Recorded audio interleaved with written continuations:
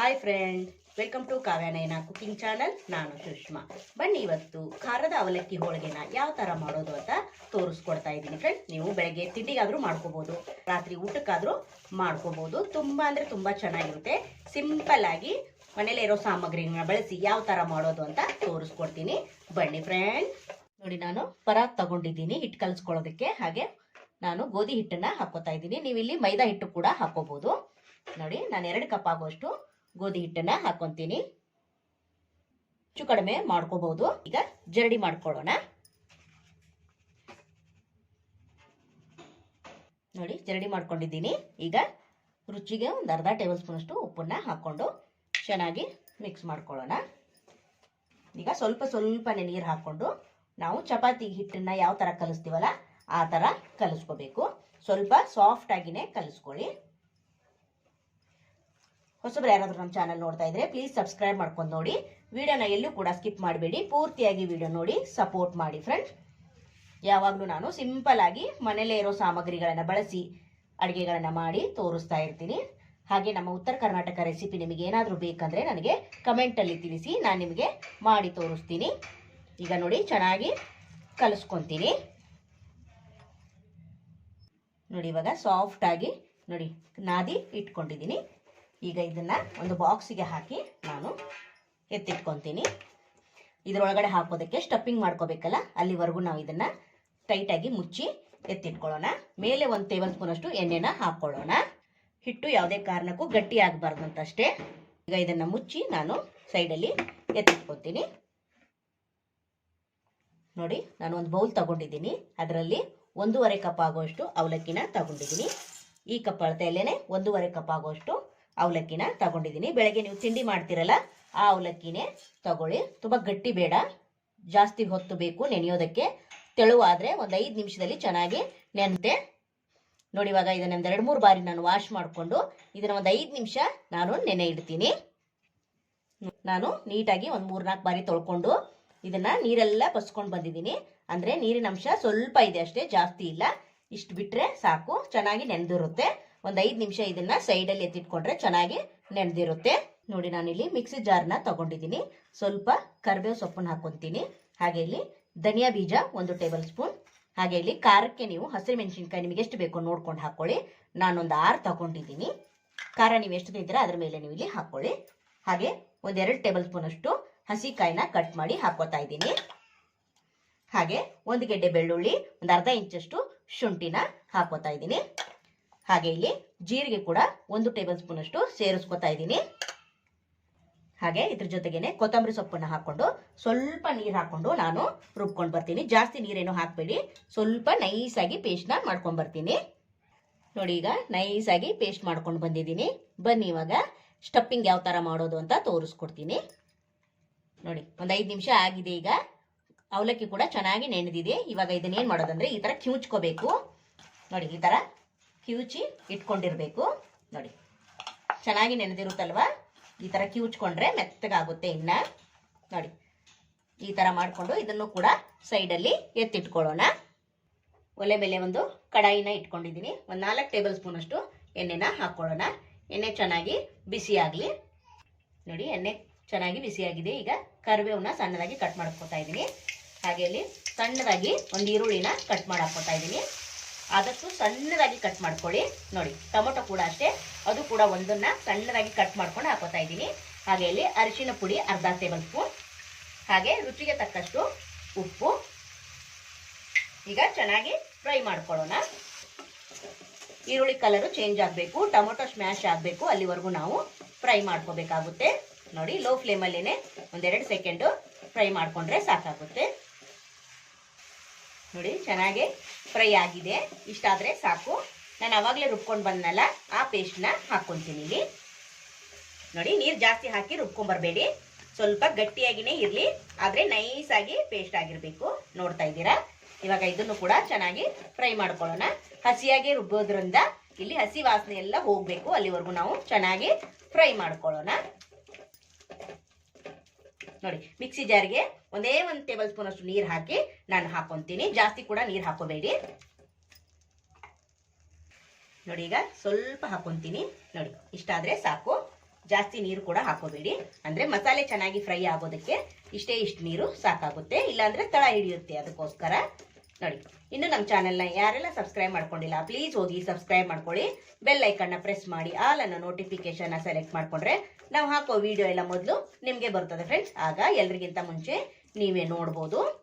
ನೋಡಿ, ಚೆನ್ನಾಗಿ ಫ್ರೈ ಆಗಲಿ. 1-2 ಸೆಕೆಂಡು ಫ್ರೈ ಆದರೆ ಚೆನ್ನಾಗಿರುತ್ತೆ. ನೋಡಿ, ಮಸಾಲೆ ಕೂಡ ಚೆನ್ನಾಗಿ ಫ್ರೈ ಆಗಿದೆ. ಇಷ್ಟ ಆದರೆ ಸಾಕು. ನಾನು ಆವಾಗಲೇ ಅವಲಕ್ಕಿನ ಕಿವುಚಿ ಇಟ್ಕೊಂಡಿದ್ನಲ್ಲ, ಅದನ್ನ ಹಾಕ್ಕೊಂತೀನಿ. ನೋಡಿ, ಹಾಕೊಂಡು ಇದನ್ನ ಚೆನ್ನಾಗಿ ಮಿಕ್ಸ್ ಮಾಡ್ಕೋಬೇಕು. ನೋಡಿ, ಈ ತರ ಎಲ್ಲ ಕಡೆ ಹೊಂದೋ ತರ ಚೆನ್ನಾಗಿ ಈ ತರ ಮಿಕ್ಸ್ ಮಾಡ್ಕೋಬೇಕು.